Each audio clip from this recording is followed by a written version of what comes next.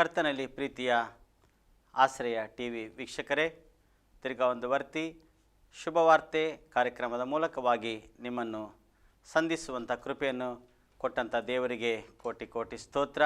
ಈ ಸಮಯದಲ್ಲಿ ದೇವರ ವಾಕ್ಯವನ್ನು ನಾವು ಧ್ಯಾನಿಸೋಣ. ಈ ಒಂದು ಭಾಗದಲ್ಲಿ 2 ಭಾಗಗಳನ್ನಾಗಿ ನಾವು ನೋಡಿಕೊಳ್ಳೋಣ. 1ನೇ ಭಾಗದಲ್ಲಿ ನಾವು 6 ಸಂಗತಿಗಳನ್ನು, 2ನೇ ಭಾಗದಲ್ಲಿ 6 ವಿಷಯಗಳನ್ನು ನಾವು ನೋಡಲಿಕ್ಕಿದ್ದೇವೆ.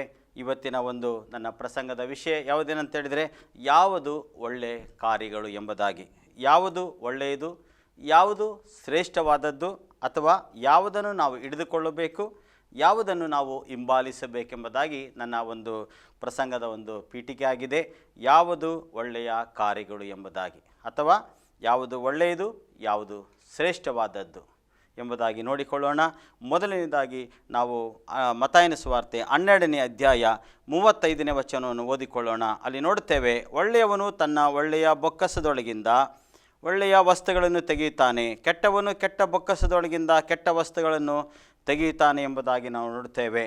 ಒಳ್ಳೆಯದನ್ನು ತೆಗೆದು ತೋರಿಸುತ್ತಾನೆ. ಹಾಗಾದರೆ ನಾವೇನು ಮಾಡಬೇಕು? ಒಳ್ಳೆಯದನ್ನು ನಾವು ಹಿಡಿದುಕೊಳ್ಳಬೇಕೆಂಬುದಾಗಿ. ಒಳ್ಳೆಯವನು ಒಳ್ಳೆಯ ಬೊಕ್ಕಸದೊಳಗಿಂದ ಒಳ್ಳೆಯ ವಸ್ತುಗಳನ್ನು ತೆಗೆದು ತೋರಿಸ್ತಾನೆ. ಇವತ್ತು ನಮ್ಮಲ್ಲಿ ಒಳ್ಳೆಯ ವಸ್ತುಗಳಿದ್ದರೆ, ನಮ್ಮ ಬೊಕ್ಕಸದೊಳಗೆ, ಹೃದಯ ಎಂಬ ಬೊಕ್ಕಸದೊಳಗೆ ಒಳ್ಳೆಯದಿದ್ದರೆ ನಾವೇನು ಮಾಡ್ತೇವೆ? ಒಳ್ಳೆಯದನ್ನು ತೆಗೆದು ನಾವು ತೋರಿಸ್ತೇವೆ. ಹಾಗಾದರೆ ದೇವರ ವಾಕ್ಯ ಏನು ಹೇಳ್ತದೆ? ನೀನು ಒಳ್ಳೆಯದನ್ನು ಏನು ಮಾಡು? ನೀನು ಹಿಡಿದಿಟ್ಟುಕೋ ಎಂಬುದಾಗಿ, ಅದನ್ನು ನೀನು ಅನುಭವಿಸು ಎಂಬುದಾಗಿ. 1 ಥೆಸಲೋನಿಕ 5ನೇ ಅಧ್ಯಾಯ 21ನೇ ವಚನ ಹೇಳ್ತದೆ, ಆದರೆ ಎಲ್ಲವನ್ನು ಪರಿಶೋಧಿಸಿ ಒಳ್ಳೆಯದನ್ನೇ ಭದ್ರವಾಗಿ ಹಿಡಿದುಕೊಳ್ಳಿರಿ ಎಂಬುದಾಗಿ ಪೌಲನು ಥೆಸಲೋನಿಕದವರಿಗೆ ಬರೆದ ಪತ್ರಿಕೆಯಲ್ಲಿ ಅಲ್ಲಿ ಹೇಳುವುದನ್ನು ನೋಡುತ್ತೇವೆ. ಯಾವುದು ಒಳ್ಳೆಯದು, ಯಾವುದು ಶ್ರೇಷ್ಠವಾದದ್ದು ಎಂಬುದಾಗಿ ಈ ಸಮಯದಲ್ಲಿ ನೋಡೋಣ. 1ನೇದಾಗಿ, ದೇವರು ಬರೆದುಕೊಟ್ಟ ದೇವರ ವಾಕ್ಯ ಎಲ್ಲದಕ್ಕಿಂತಲೂ ಒಳ್ಳೆಯದು, ಅದು ಶ್ರೇಷ್ಠವಾದದ್ದು ಎಂಬುದಾಗಿ ದೇವರ ವಾಕ್ಯ ನಮ್ಮನ್ನು ಬಲಪಡಿಸುವಂಥದ್ದಾಗಿದೆ. 119ನೇ ಕೀರ್ತನೆ 72ನೇ ವಚನದಲ್ಲಿ ಈ ರೀತಿಯಲ್ಲಿ ಓದುತ್ತೇವೆ. 119ನೇ ಕೀರ್ತನೆ 72ನೇ ವಚನ, ನೀನು ಉಸಿರಿದ ಧರ್ಮಶಾಸ್ತ್ರವು ಸಾವಿರಾರು ಚಿನ್ನ ಬೆಳ್ಳಿಯ ನಾಣ್ಯಕ್ಕಿಂತಲೂ ನನಗೆ ಅತಿ ಪ್ರಿಯವಾಗಿದೆ. ಸಾವಿರಾರು ಚಿನ್ನ ಬೆಳ್ಳಿಯ ನಾಣ್ಯಗಳಿಗಿಂತಲೂ ನನಗೆ ಅತಿ ಪ್ರಿಯವಾಗಿದೆ. ನೀನು ಉಸಿರಿದ ನೀತಿಯ ಒಂದು ವಾಕ್ಯಗಳು, ಧರ್ಮಶಾಸ್ತ್ರ ಎಂಬುದಾಗಿ ನೋಡುವಾಗ, ನೀತಿಯ ಶಾಸ್ತ್ರ, ಆತನಲ್ಲಿ ನೀತಿವಂತನು. ಹಾಗಾಗಿ ಆತನಲ್ಲಿ ನೀತಿ ಇರುವಂಥದ್ದನ್ನು, ಆ ನೀತಿಯು ಏನಾಗಿದೆ ಅಂದರೆ, ಸಾವಿರಾರು ಚಿನ್ನ ಬೆಳ್ಳಿಯ ನಾಣ್ಯಕ್ಕಿಂತಲೂ ಅದು ಬಹಳ ಪ್ರಿಯವಾದದ್ದು.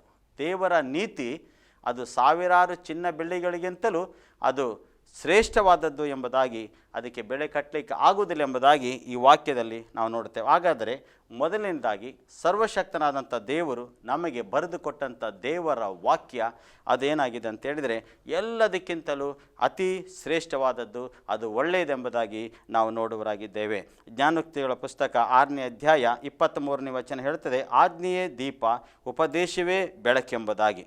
ಆಜ್ಞೆಯೇ ದೀಪ, ಆತನ ಆಜ್ಞೆ ದೀಪವಾಗಿದೆ. ಯಾಕಂದರೆ ಆತನ ವಾಕ್ಯವು ಬೆಳಕಾಗಿದೆ ಎಂಬುದಾಗಿ ನಾವು ನೋಡುತ್ತೇವೆ. ಆತನ ಉಪದೇಶ ಬೆಳಕಾಗಿದೆ, ವಾಕ್ಯವೇ ಸತ್ಯವಾಗಿದೆ ಎಂದು ಕೀರ್ತನೆ 119ನೇ ಕೀರ್ತನೆ 142ನೇ ವಚನದಲ್ಲಿ ಈ ರೀತಿಯಲ್ಲಿ ಓದ್ತೇವೆ,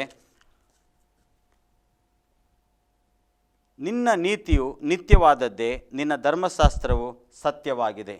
ದೇವರ ಒಂದು ನೀತಿಯು ಸತ್ಯವಾಗಿದೆ, ಅದು ಸತ್ಯ ಎಂಬುದಾಗಿ ನೋಡಿ, ದೇವರ ವಾಕ್ಯವೇ ಸತ್ಯವೆಂಬುದಾಗಿ ಇಲ್ಲಿ ನಾವು ನೋಡೋರಾಗಿದ್ದೇವೆ. ಕೀರ್ತನೆ 19ನೇ ಕೀರ್ತನೆ 2ನೇ ವಚನ ಹೇಳ್ತದೆ, ಯೆಹೋವನ ಧರ್ಮಶಾಸ್ತ್ರವು ಅಂದರೆ ನೀತಿಯು ಏನಾಗಿದೆ? ಲೋಪವಿಲ್ಲದ್ದು, ಅದು ಪ್ರಾಣವನ್ನು ಉಜ್ಜೀವಿಸ ಮಾಡುವಂಥದ್ದು ಎಂಬುದಾಗಿ ನೋಡುತ್ತೇವೆ. ಒಂದು ಪ್ರಾಣವನ್ನು ಅದು ಆ ನೀತಿ ಏನಾಗಿದೆ? ದೇವರದು ಉಜ್ಜೀವಿಸ ಮಾಡುವಂಥದ್ದಾಗಿದೆ. ಯಾವುದು ಒಳ್ಳೆಯದಂದರೆ, ಸರ್ವಶಕ್ತನಾದಂಥ ದೇವರು ನಮಗೆ ಕೃಪೆಯಾಗಿ ಬರೆದುಕೊಟ್ಟಂಥ ದೇವರ ವಾಕ್ಯ ಅದು ಒಳ್ಳೆಯದು, ಅದು ಅತಿ ಶ್ರೇಷ್ಠವಾದದ್ದು, ಅದು ಮಿಗಿಲಾದದ್ದು, ಅದು ಉತ್ತಮವಾದದ್ದು, ಅದು ಒಳ್ಳೆಯದು. ಅದನ್ನು ನಾವೇನು ಮಾಡಬೇಕು?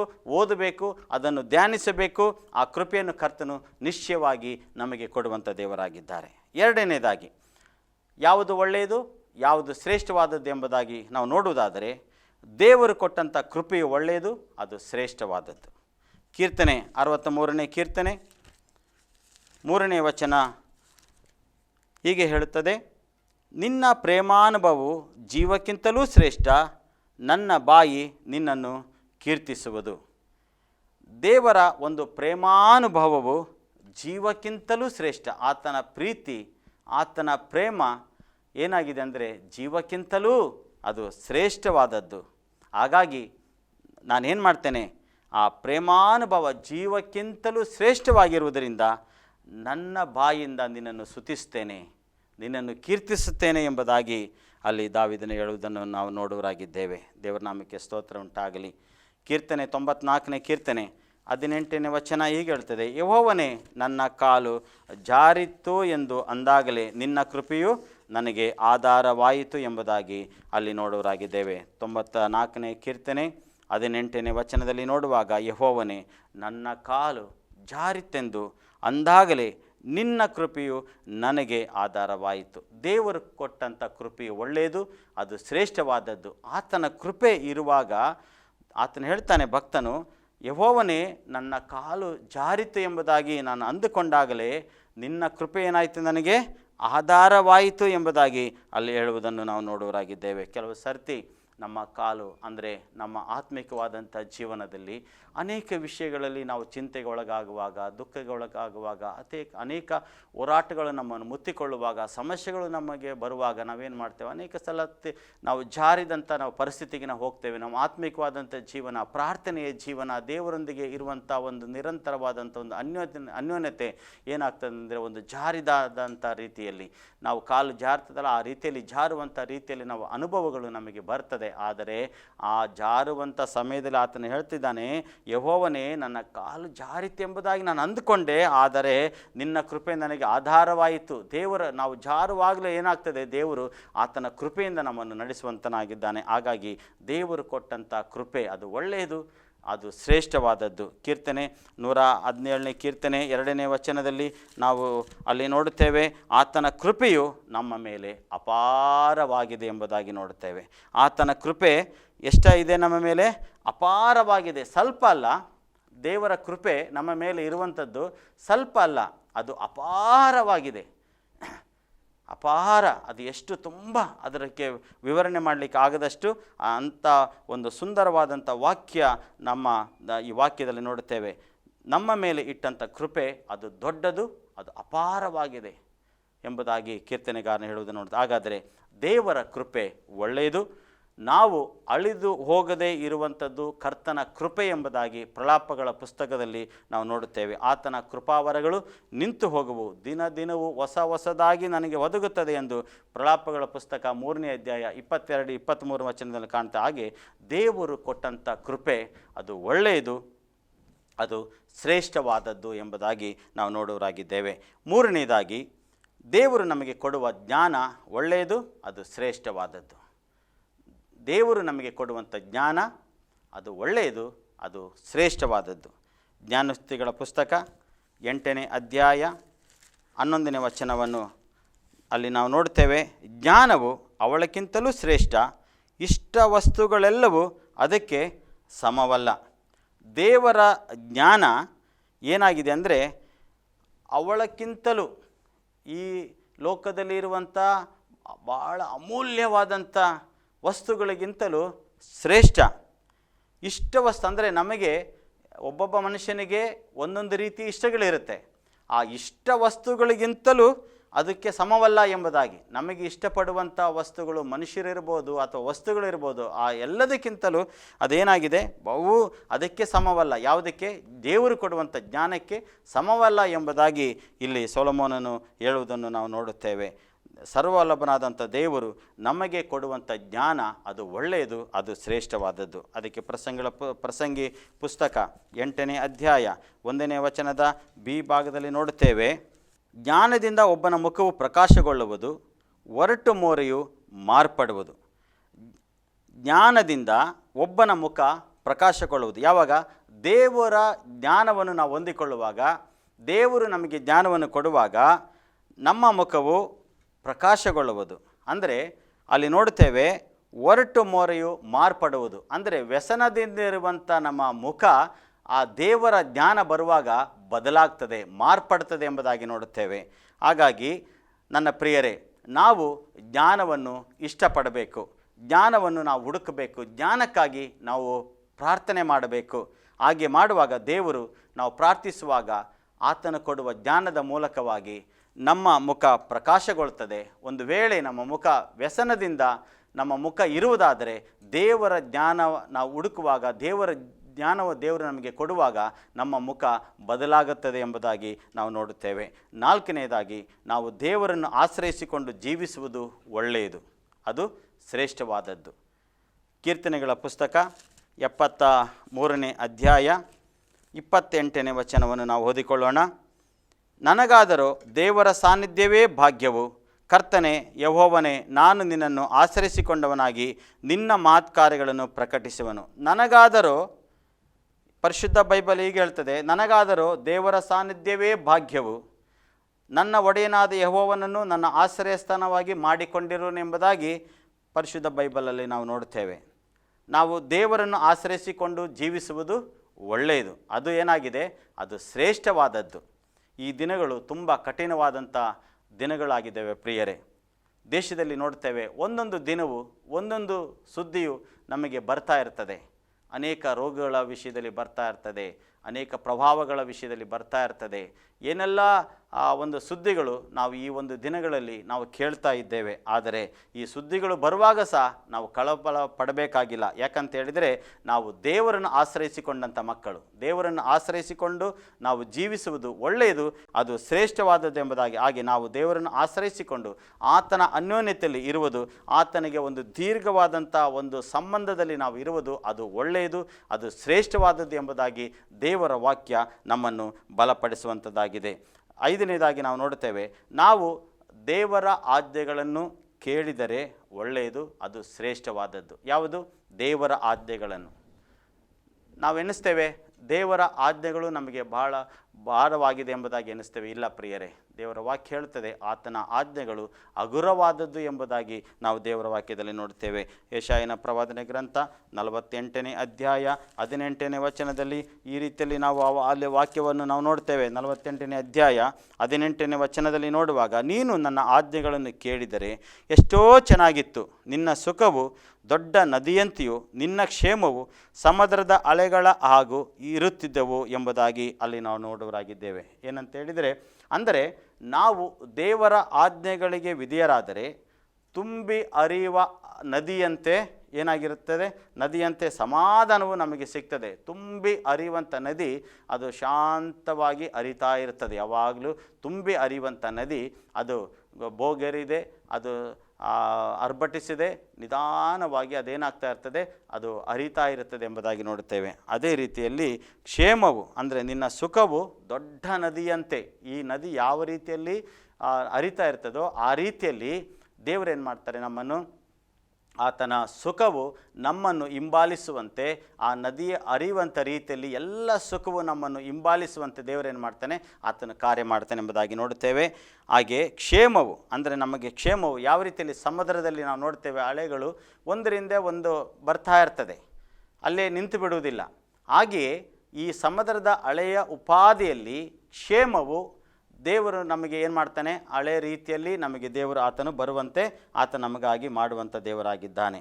ಅಂದರೆ ನಮಗೆ ಆ ಸಮುದ್ರದ ಅಲೆಯಂತೆ ಒಳ್ಳೆಯದವುಗಳು ನಮ್ಮನ್ನು ಹಿಂಬಾಲಿಸುವಂತೆ ದೇವರ ವಾಕ್ಯದಲ್ಲಿ ನೋಡ್ತೇವೆ. ಶುಭವು ಕೃಪೆಯು ನಿಶ್ಚಯವಾಗಿ ನಿಮ್ಮನ್ನು ಏನು ಮಾಡ್ತದೆ, ಹಿಂಬಾಲಿಸ್ತದೆ ಎಂಬುದಾಗಿ.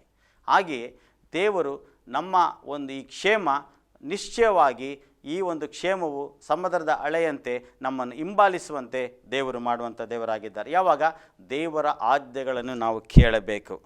ಅಲ್ಲಿ ಹೇಳ್ತದೆ, ನೀನು ನನ್ನ ಆಜ್ಞೆಗಳನ್ನು ಕೇಳಿದರೆ ಎಷ್ಟೋ ಚೆನ್ನಾಗಿತ್ತು.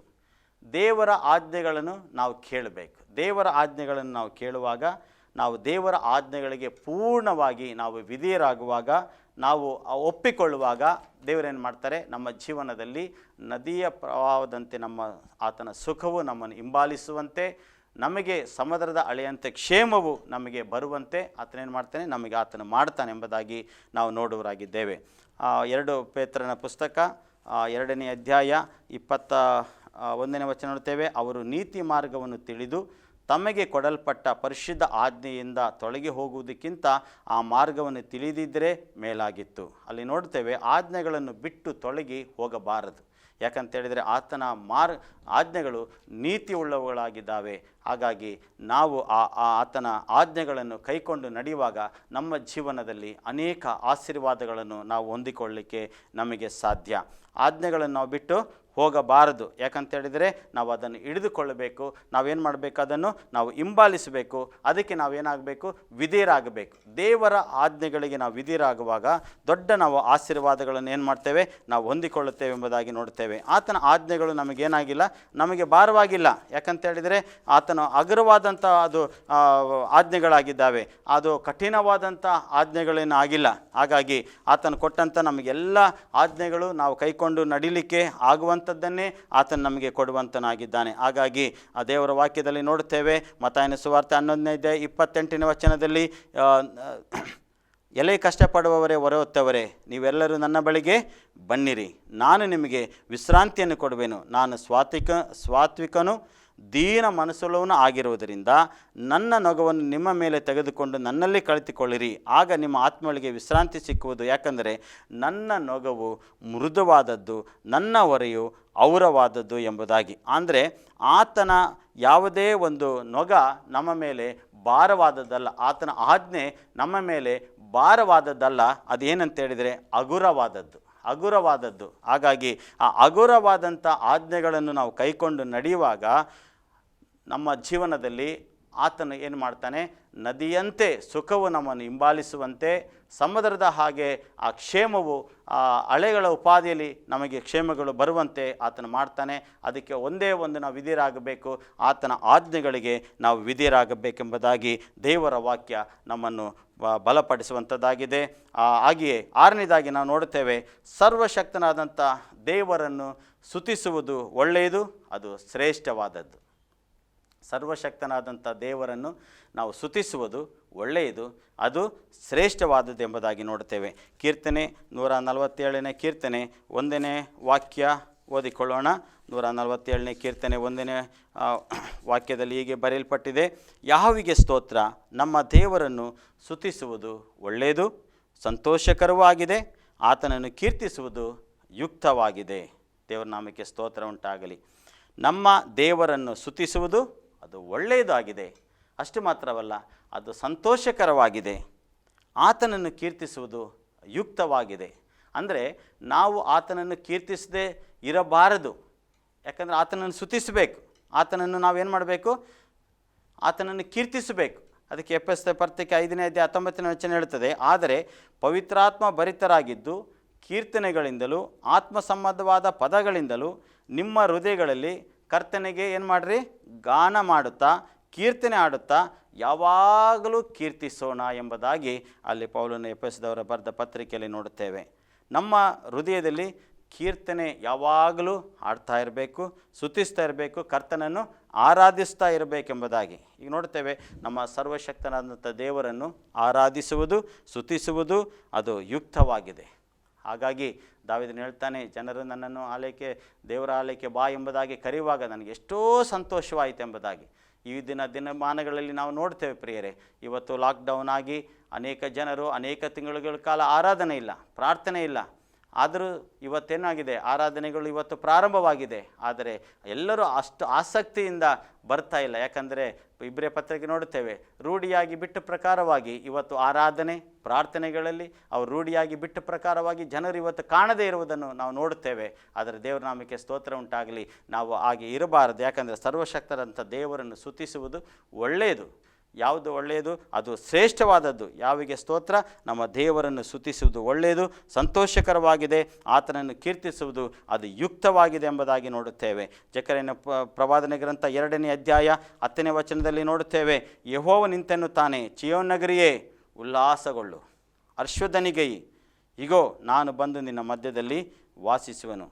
ಯಾವಾಗ ದೇವರನ್ನು ನಾವು ಸ್ತುತಿಸ್ತೇವೋ, ದೇವರನ್ನು ನಾವು ಆರಾಧಿಸುತ್ತೇವೋ, ದೇವರನ್ನು ಹುಡುಕುತ್ತೇವೋ, ದೇವರನ್ನು ನಾವು ಪ್ರೀತಿಸ್ತೇವೋ, ನಾವು ದೇವರಲ್ಲಿ ಹರ್ಷಧ್ವನಿಗೈತೇವೋ, ಆವಾಗ ದೇವರು ನಮ್ಮ ಮಧ್ಯದಲ್ಲಿ ಬಂದು ಆತನು ವಾಸಿಸುವನು ಎಂಬುದಾಗಿ ಈ ವಾಕ್ಯದಲ್ಲಿ ನಾವು ನೋಡುವರಾಗಿದ್ದೇವೆ. ಜಕರಯನ ಬರೆದ ಪತ್ರಿಕೆ 2ನೇ ಅಧ್ಯಾಯ 10ನೇ ವಚನ ನೀವು ಓದುವುದಾದರೆ ಅಲ್ಲಿ ನೋಡ್ತೇವೆ, ನಾನು ಬಂದು ನಿಮ್ಮ ಮಧ್ಯದಲ್ಲಿ ವಾಸಿಸುವೆನು. ನಾವು ಹೇಳ್ತೇವೆ ಇವತ್ತು ದೇವರು ನಮ್ಮ ಮಧ್ಯದಲ್ಲಿ ಇಬ್ಬರಾಗಲಿ ಮೂವರಾಗಲಿ ಎಲ್ಲಿ ಸೇರಿ ಬರ್ತಾರೋ ಅವರ ಮಧ್ಯದಲ್ಲಿ ನಾನಿದ್ದೇನೆಂಬುದಾಗಿ ದೇವರು ಹೇಳಿದ್ದಾರೆ ಎಂಬುದಾಗಿ ನಾವು ನೆನೆಸ್ತೇವೆ.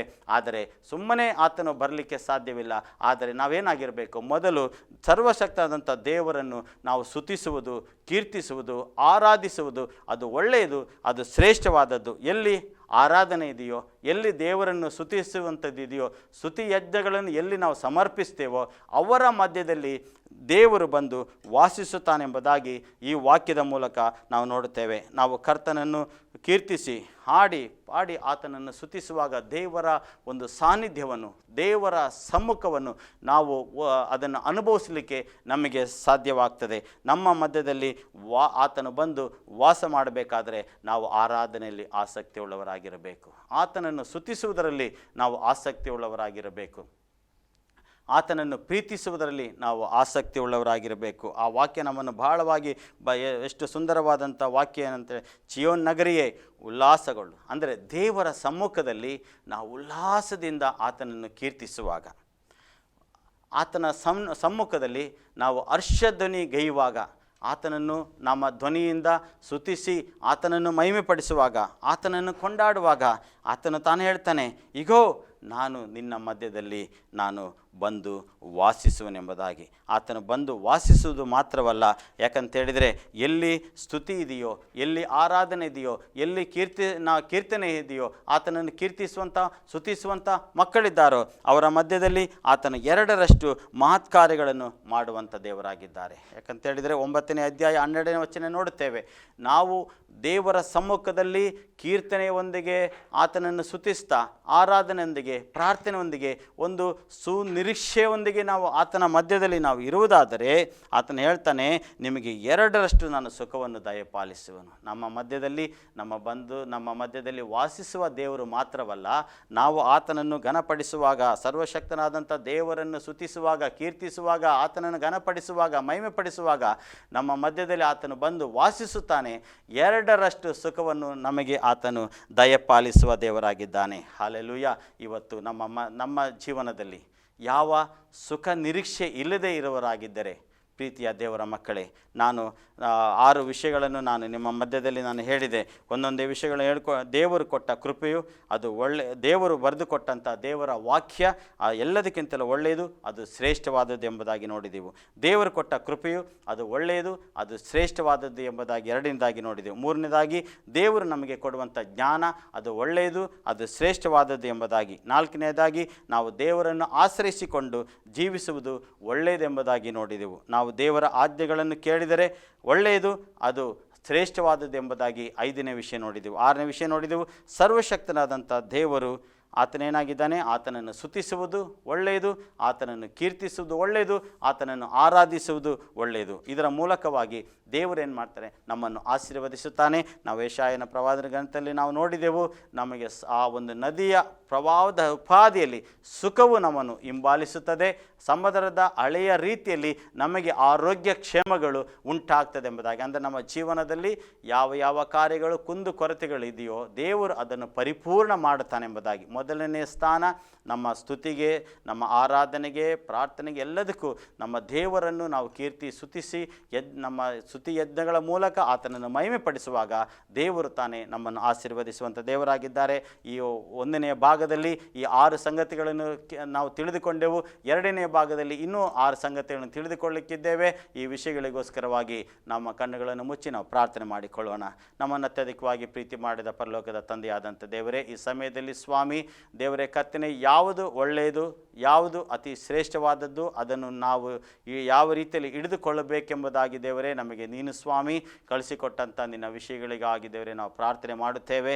ಹೌದಪ್ಪ ದೇವರೇ ಕರ್ತನೆ ಯೇಸುವೆ, ನಿನ್ನನ್ನು ಕರ್ತನೆ ಸ್ವಾಮಿ ದೇವರೇ ಕರ್ತನೆ ಯೇಸುವೆ, ನೀನು ಬರೆದುಕೊಟ್ಟಂಥ ದೇವರೇ ಕರ್ತನೆ ವಾಕ್ಯವು ಸ್ವಾಮಿ ಎಲ್ಲಕ್ಕಿಂತಲೂ ದೇವರೇ ಅದು ಒಳ್ಳೆಯದು, ಅದು ಶ್ರೇಷ್ಠವಾದದ್ದಾಗಿರುವುದಕ್ಕಾಗಿ ದೇವರೇ ನಿನಗೆ ಸ್ತೋತ್ರ ಮಾಡುತ್ತೇವೆ.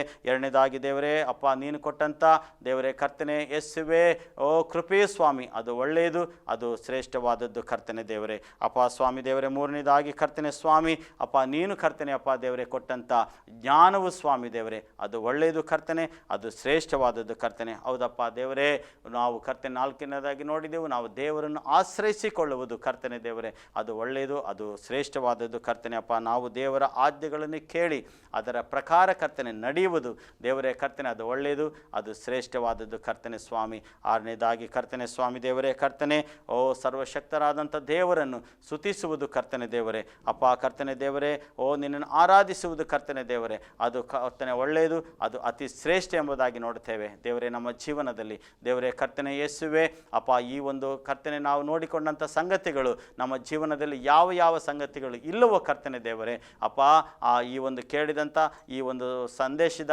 ವಾಕ್ಯಗಳನ್ನು ಕರ್ತನೆ ನಮ್ಮ ಜೀವನದಲ್ಲಿ ದೇವರೇ ಅಳವಡಿಸಿಕೊಳ್ಳುವಂತೆ ದೇವರೇ, ನಿನ್ನ ವಾಕ್ಯವನ್ನು ಧ್ಯಾನಿಸುವಂತೆ ದೇವರೇ, ಅದರ ಪ್ರಕಾರ ನಡೆಯುವಂತೆ, ನಿನ್ನ ಆಜ್ಞೆಗಳನ್ನು ಕೈಕೊಂಡು ನಡೆಯುವಂತೆ, ನಿನ್ನನ್ನು ಆಶ್ರಯಿಸಿಕೊಳ್ಳುವಂತೆ ದೇವರೇ ನಮಗೆ ನೀನು ಸಹಾಯ ಮಾಡು ಸ್ವಾಮಿ. ಆಶೀರ್ವದಿಸಿ ಬಲಪಡಿಸು ದೇವರೇ ಕರ್ತನೆ. ವಾಕ್ಯದ ಮೂಲಕವಾಗಿ ನಿನ್ನ ಮಕ್ಕಳನ್ನು ಹೆಚ್ಚಾಗಿ ಸ್ವಾಮಿ ದೇವರೇ ನೀನು ಆಶೀರ್ವದಿಸಬೇಕಾಗಿ ಬೇಡ್ತೇನಪ್ಪ ಕರ್ತನೆ. ಎಲ್ಲ ನಿನ್ನ ಕೃಪೆಗಾಗಿ ಸ್ತೋತ್ರ. ನಮ್ಮ ಪ್ರಾರ್ಥನೆ ಕೇಳಿದಕ್ಕಾಗಿ ಸ್ತೋತ್ರ. ಸ್ತುತಿ ಘನಮಾನ ಮಹಿಮೆ ನಿನಗೆ ಸಲ್ಲಿಸುತ್ತಾ ಈ ಪ್ರಾರ್ಥನೆಯನ್ನು ಯೇಸು ನಾಮದಲ್ಲಿ ಪ್ರಾರ್ಥಿಸಿ ಹೊಂದಿಕೊಳ್ಳುತ್ತೇವೆ ತಂದೆಯಾದಂಥ ದೇವರೇ. Amen, amen, amen. Hallelujah, hallelujah, hallelujah.